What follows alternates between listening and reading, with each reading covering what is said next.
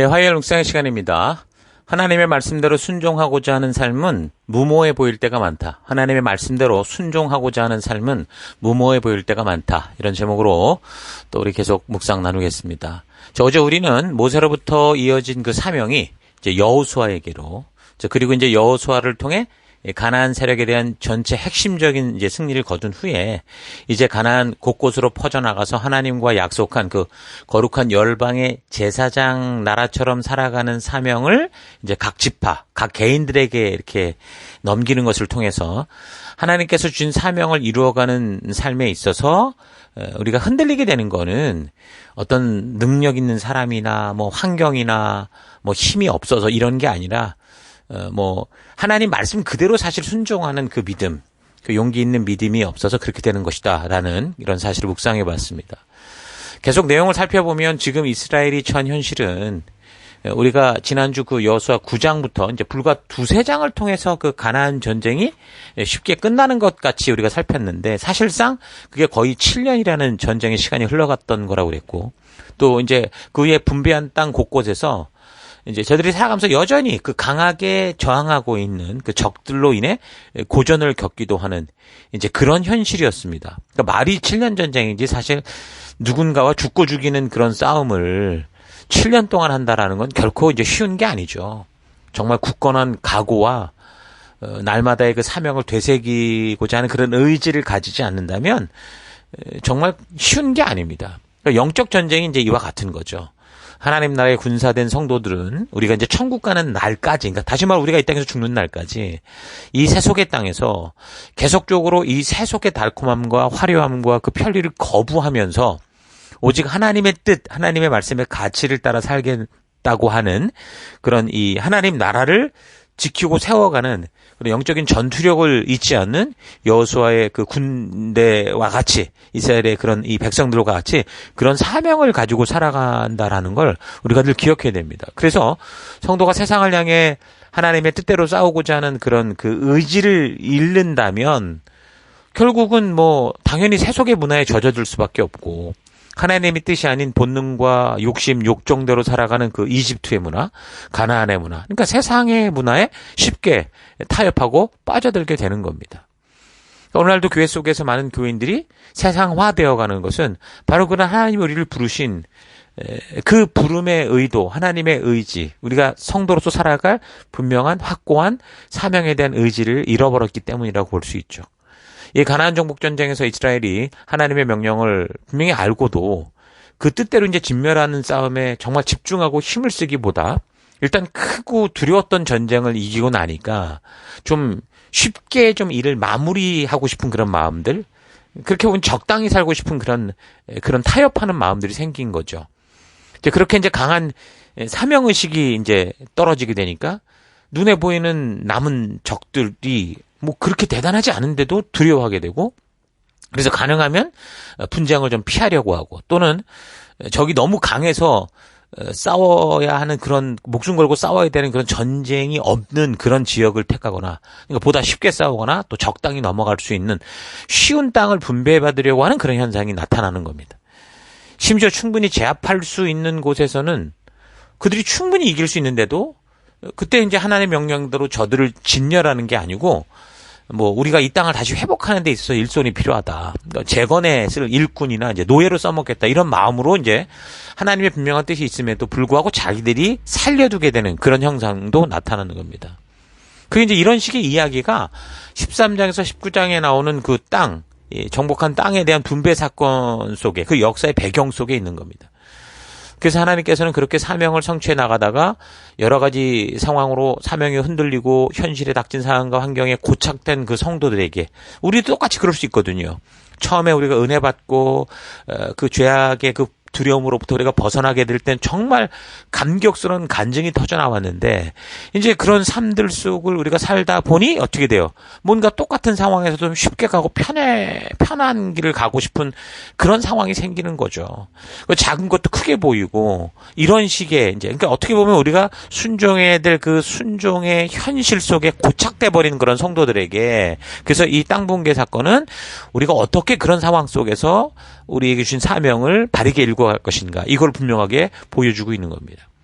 그래서 이제 14장에 보면 한 인물이 등장하죠. 유다 지파의 갈렙이라는 사람이 등장을 합니다. 그래서 이 갈렙이 어떻게 합니까?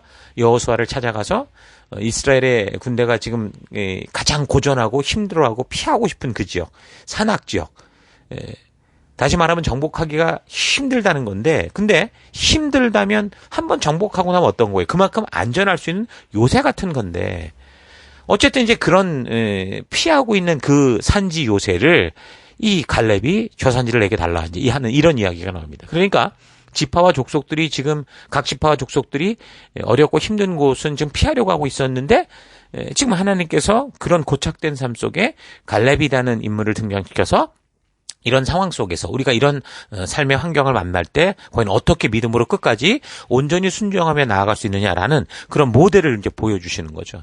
그래서 우리가 성도로서 살아가는 우리 각자의 삶의 현장이 바로 이렇게 결코 쉽게 이길 수 없는 그런 현장들일 터인데, 그런 우리네 삶의 현장에서 우리는 성도로서 어떤 태도를 가지고 어떻게 살아가야 되는가라는 걸 이 인물을 통해 분명하게 우리에게 보여주는 겁니다.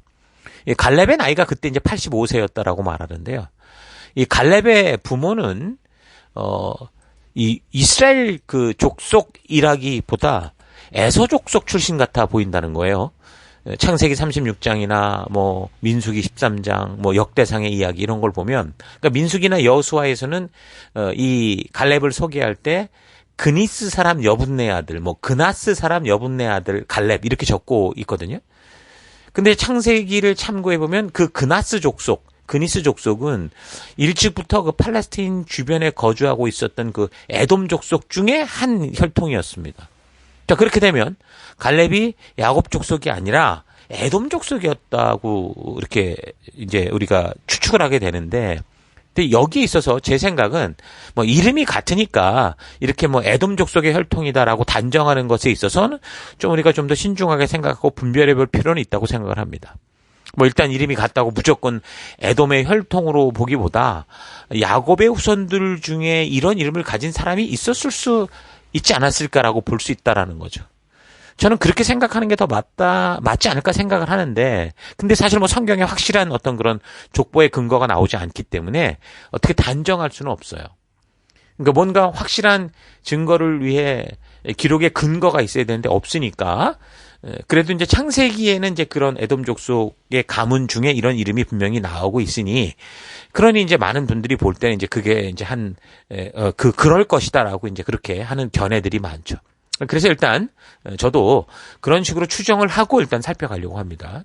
자, 그렇다면 에돔 족속이었던 그나스 가문의 갈렙이라는 사람이 이스라엘 족속이 지금 이집트에 잡혀 있다가 탈출하는 그때부터 계속 함께 있었다라는 것이 분명히 유추가 가능한데, 그렇게 본다면 이미 그 이전 어느 때에 갈렙의 가문인 이 그나스 사람들 중, 그러니까 에돔 족속이었으나 이 족속들이 이스라엘 족속 가운데 함께 하게 됐고, 함께 거하면서 믿음으로 살아가는 그런 가족이 됐다라는 거죠. 한 혈통이 됐다라는 거죠. 그래서 그 중에 유다 지파와 함께 이제 그렇게 그 땅에서 같이 살아가지 않았을까, 이렇게 이제 우리가 추정해 볼 수 있는 겁니다. 그래서 이제 이렇게 이게 사실이다라는 것을 근거로 생각해 보면, 지금 하나님이 말씀하는 이 믿음의 공동체가 무엇인가를 우리가 분명하게 볼 수 있죠. 하나님이 말씀하시는 이 야곱의 자손이라는 이 공동체는 하나님의 약속을 믿고 따르는 그 믿음의 공동체지, 결코 뭐 혈통으로 되어진 어떤 그런 공동체다, 이렇게 볼 수는 없다라는 거죠. 크게 보면 에서 또한 뭐 아브라함의 후손이긴 하지만, 뭐 에서는 이미 믿음의 길에서 벗어난 그런 어떤 존재, 하나님의 말씀과는 다른 길로 가는 어떤 존재의 상징적인 그런 모습을 보여주고 있는데, 그런 에서의 후손이 야곱의 후손에 속해서 그것도 사명을 이루는 가나안 정복 전쟁에서 좀 굉장히 중요한 믿음의 모델이 됐다라고 하는 거는, 마치 그 여리고의 그 기생 라합이 보면은 나중에 예수님의 족보에 이렇게 올라가게 되잖아요. 그런 것처럼 하나님이 말씀하시는 이 언약 공동체라는 건 절대 뭐 혈통이 되는 게 아니고, 혈통으로 되는 게 아니고, 하나님을 믿고 하나님의 말씀의 가치를 따라 살아가는 그 믿음으로 된다라는 건 우리가 확실하게 알 수 있다라는 거죠. 그래서 우리도 그런 거예요. 사실 아브라함의 혈통과 전혀 관련이 없는 이방인 된 우리 아닙니까? 그들을 본다면 이스라엘과 전혀 관련이 없는 그런 우리도 지금 결국 예수 그리스도를 하나님이 보내신 메시아 되신 분이다라는 걸 믿음으로 말미암아 하나님 안에서 하나님 백성된 자녀로 우리가 태어나고, 그래서 그리스도의 몸된 교회의 한 가족으로 속해서 결국은 우리 살아가는 방법에 있어서는 하나님이 주신 법도와 규례의 가치, 말씀의 그 가치를 따라서 이 시대 열방을 하나님께로 이끄는 열방의 제사장된 하나님 나라의 백성으로, 사명자로 그래서 살아갈 수 있는 거예요. 그래서 우리가 하나님을 뭐 나의 하나님이다, 뭐 나의 아버지다라고 부를 수 있는 거죠. 전혀 혈통도 다르고 뭐 민족의 뭐 계열 다 다른데 어느 연결성이 하나도 없는데, 그런데도 우리는 똑같이 그 하나님을 나의 하나님, 나의 아버지라고 부를 수 있는 겁니다. 그러니까 이스라엘의 하나님이라는 개념이 어떤 민족의 어떤 종교를 말하고 있는 게 아니고 바로 창조주 하나님의 뜻을 따라 그 말씀대로, 그 가치대로, 하나님의 그 의도대로 사는 믿음의 사람들, 그것이 이제 그런 사람들의 하나님, 그 의미로 이제 이스라엘의 하나님이다라고 이렇게 불리게 된다라는 거. 그래서 우리가 뭐 우리의 민족 종교는 뭐 그런 어떤 그 단군을 따르는 거 아니냐, 이런 거하고는 전혀 상관이 없는 거예요. 우리는 우리를 창조하신 그분이 누구신가, 그분을 알게 되었고, 그분에 대한 소식을 듣게 됐고, 그 하나님의 초대를 받게 됐고, 그것을 들었을 때 그 하나님이 바로 나를 창조하신 분임을 알고, 그래서 그 하나님의 백성답게 살아가는 하나님의 자녀가 되었기에 우리는 남의 나라, 남의 민족의 종교를 믿는 게 아니고요, 바로 하나님이 나를 부르신 그 부르심 앞에 선 하나님의 백성이다라는 거 여러분 절대 잊지 말아야 됩니다. 그래서 성도에게는 나이나 상황과 환경이 아니라 하나님을 믿는 그 믿음으로 순종하는 태도, 하나님의 말씀의 가치를 따라 살아가는 그런 태도가 너무 중요한 거예요. 순종이 없는 삶을 살게 되면 그래서 아무런 관계없는 그런 모습이 된다는 거죠. 하나님은 지금 그렇게 믿음으로 살아가는 현장에서 어려운 고비를 만나고 이길 수 없을 것 같은 어려움 속에 있는 그 백성들에게 바로 이런 믿음으로 사는 하나님의 자녀된 이 갈렙을 등장시켜서 그 삶의 어려움과 절벽 같은 이 절망을 만날 때에 성도로서 과연 우리는 어떻게 살아가야 되는가, 어떤 결단을 통해 어떤 믿음의 길을 걸어야 되는가라는 걸 보여주고 있는 거죠.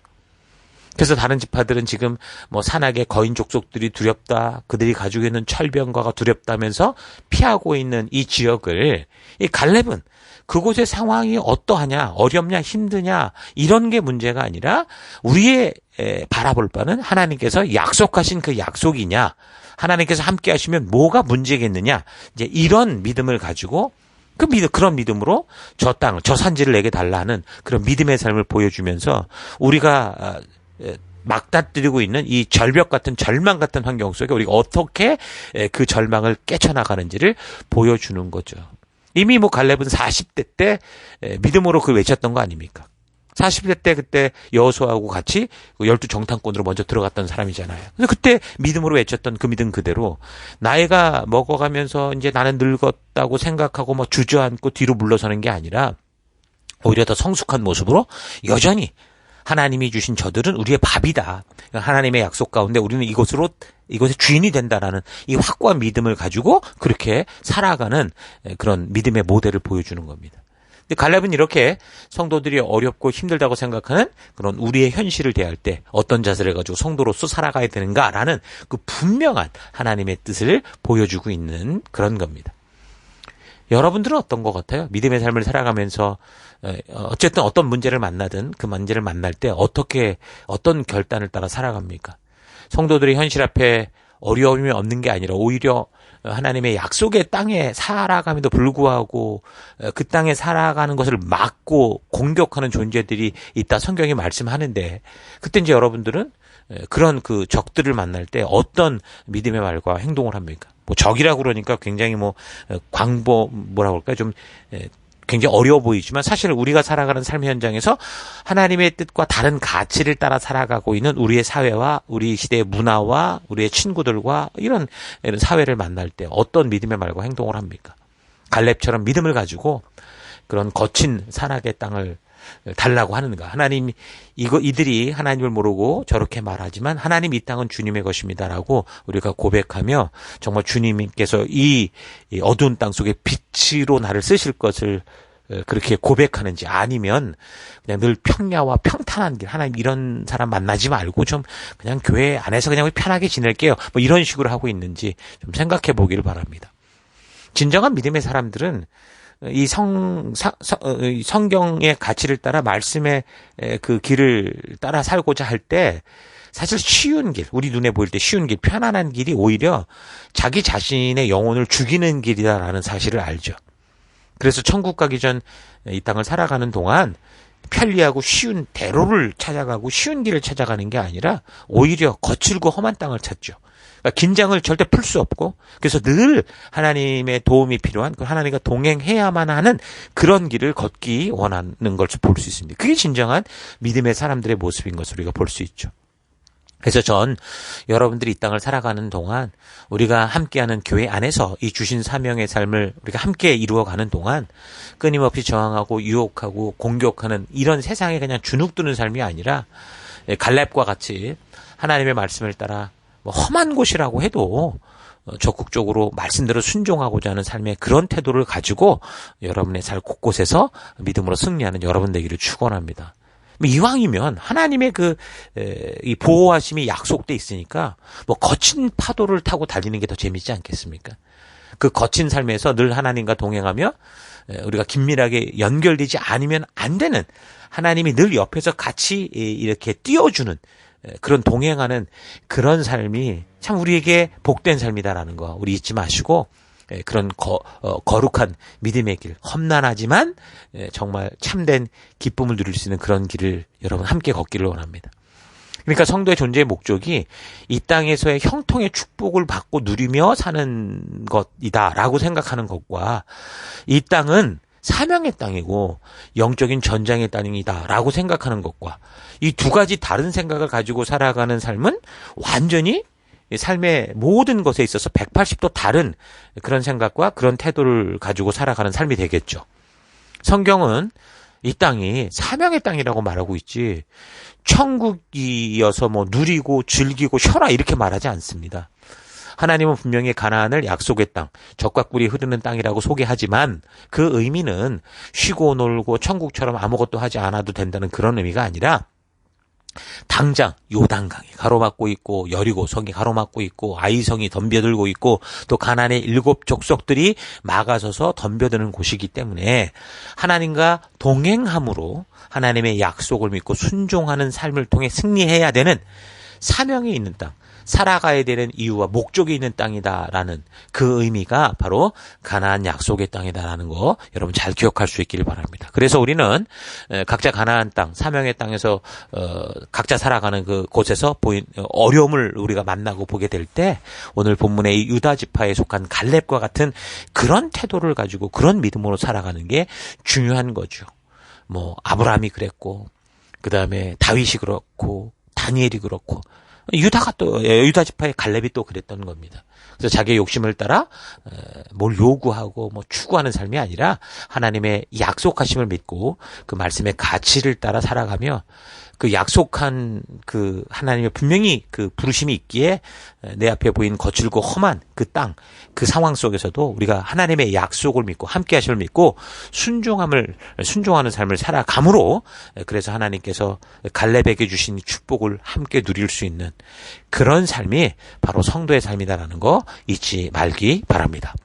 자, 오늘 하루 나는 내가 느낄 때 먹음직도 하고 보암직도 하고 나를 편안하게 할 만큼 탐스럽기도 한 것을 따라서 하나님께 요구하는, 하나님을 이용하는 인생을 살고 있는지, 아니면 험난한 요새 같고 거기에 거인들이 죽자고 덤벼드는 그런 상황과 환경 속에서도 하나님의 약속하심과 명하심이 있기에 그 약속과 명령을 따라 간구하고 기꺼이 그 말씀대로 순종하고자 하는 삶을 살아가고 있는지 좀 차분히 되돌아봤으면 좋겠습니다. 믿음으로 말씀 따라 살아가는 것이 무엇인지는 알아도 막상 사실 삶의 현장에서 그 말씀대로 믿음으로 살아가고자 할 때 참으로 쉽지 않은 우리는 현실을 보게 됩니다. 다른 지파들도 잘 생각해보면 유다 지파의 갈렙처럼 정말 용감하게 여호와의 이름으로 나아가 싸우고자 했던 생각은 분명히 있었을 거라고 생각이 듭니다. 그 생각대로 마음을 먹고 결단하고 나가야 되는데 그 두려움 때문에 나가지 않기에 결국은 그렇게 되다 보니 현장에 나가기도 전에 이제 공포에 사로잡히는 거죠. 이미 생각에서 두려움에 빠져서 포기하게 되고 핑계대고 모면하려고 하는 그런 삶이 되고 만 겁니다. 그러니까 믿음의 삶을 살 때 자기의 기대와 욕망을 따라 객기를 부리는 게 아니라 하나님의 말씀이고 명령이고 약속이기에 기꺼이 그 말씀대로 순종해 보는 것이 비록 실패와 같은 현실을 만난다고 해도 순종하지 않고 그냥 상상 속에 갇혔다가 그렇게 실패하는 것보다 그래서 핑계와 변명으로 비겁한 삶을 살아가는 것보다 훨씬 더 순종하다 실패하는 게 낫다라는 거죠. 그래서 하나님의 말씀대로 순종한다고 해서 전부 갈렙, 모세, 다윗과 같은 그런 결과를 맞을 수 있는 것이 아닌 경우도 많습니다. 예수님도 그랬잖아요. 하나님의 말씀은 그대로 순종함으로 결국 골고다의 길들을 걸어야 됐고 그 끝에는 십자가의 죽음을 만났습니다. 스데반 집사도 그랬죠. 말씀 그대로 바르게 전하다가 수천 개의 돌이 날아와 맞아 죽는 그런 현실을 만났어요. 근데 그렇게 죽는다고 죽음이 끝이 아니라는 거죠. 그게 진정한 시작이라는 이 안목을 우리가 가져야 됩니다. 성경을 통해서 하나님이 우리에게 말씀하시는 것은 우리의 살아가는 이 삶은 잠깐이라는 거예요. 영원한 삶이 있다라는 거예요. 다시 말하면 우리의 죽음 또한 정말 제대로 된 진정한 시작이다라고 말씀을 하는 거죠. 자, 그래서 갈렙의 무모해 보이는 순종의 태도가 결코 자기 지파의 희생을 만드는 무모하거나 그 무의미한 그런 객기가 아니라 성도로서 험한 문제가 많은 이 땅을 살아갈 때 우리가 취해야 될 참된 믿음의 태도다라는 거 여러분 잊지 말길 바랍니다. 그래서 여러분의 삶의 현장에서 보이는 현실이 하나님이 약속하신 그 약속과 믿음대로 사는 것을 포기하게 하고 자꾸 막아서게 하는 그런 일이 있을 수 있으나 거기에 무너지지 않기를 바랍니다. 각자의 삶의 현장에서 어떤 상황과 환경을 만난다고 해도 갈렙과 같이 하나님의 약속하심을 굳게 믿음으로 그 말씀대로 순종하고자 하는 그런 믿음의 태도를 가지고 순종의 길로 멋지게 나아가는 여러분 될 수 있기를 주의 이름으로 축원합니다. 오늘 하루도 힘내십시오. 잠시 기도하겠습니다. 하나님께서는 우리에게 편안한 환경과 상황이 아니라 살아가야 될 이유와 목적을 주셨는데 내 삶의 현장에서 하나님께서 주신 그 사명을 따라 살아가는 게 아니라 자꾸 편리하고 쉬운 삶, 편안한 삶만을 추구하며 그렇게 살아왔던 것을 회개합니다. 눈앞에 보이는 현실을 바르고 온전하게 보는 눈을 주실 때 보이는 현실만이 아니라 하나님의 약속이 이루어지는 미래를 보는 믿음 또한 허락하셔서 보이는 현실이 나를 주도하는 게 아니라 보이지 않는 하나님의 약속이 나를 주도하는 삶 살아가는 내가 되길 원합니다. 이 땅은 천국이 아니라 사명의 땅이다라는 사실이 있지 않고 그래서 이 땅을 살아가는 동안 더더욱 큰 파도와 풍랑을 향해 달려 들어가며 주의 뜻을 따라 항해해 나갈 수 있는 그런 믿음의 길 걷기를 원합니다. 하나님 말씀대로 순종하고자 하는 삶이 어쩌면 이 땅에서 무모해 보일 수 있으나 그러나 그 무모함은 절대 무모함이 아니라 너무나 소중한 믿음의 길이다라는 거 잊지 않고 말씀의 가치대로 또 오늘 하루도 믿음으로 승리하는 내가 되길 원합니다. 그 길로 인도하시고 함께 하실 하나님 감사드리고 예수님 이름으로 기도했습니다. 아멘.